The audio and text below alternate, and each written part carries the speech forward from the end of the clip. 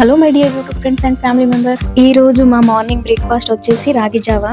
Breakfast లో ఇడ్లీ దోశతో పాటు ఇలా రాగి జావా ఇంకా జొన్న గడక చేసుకుంటాను. ఈ రాగి జావాని ఒక్కొక్కరు ఒక్కోలా చేసుకుంటారు కదా. నేనైతే ఇన్స్టంట్ గా దొరికే రాగి పౌడర్ కాకుండా ఇలా రాగులను తెచ్చి రాగి జావా చేసుకుంటాను. రాగి జావా చేసే ముందు రోజు నైట్ కావాల్సినంత రాగులను తీసుకొని మంచిగా కడిగి నైట్ అంతా నానబెట్టుకుంటాను.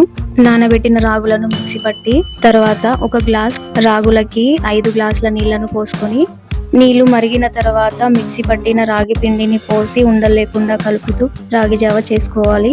ఇన్స్టంట్ గా దొరికే రాగి పిండితో రాగి జావ చేసుకోవడం కన్నా ఇలా చేసుకోవడం చాలా మంచిది. ఎందుకంటే పొద్దున్న తెచ్చుకునే పాల ప్యాకెట్ నుంచి ప్రతి వస్తువు కూడా ప్లాస్టిక్ లేనిదే ఇంటి వరకు రావట్లేదు.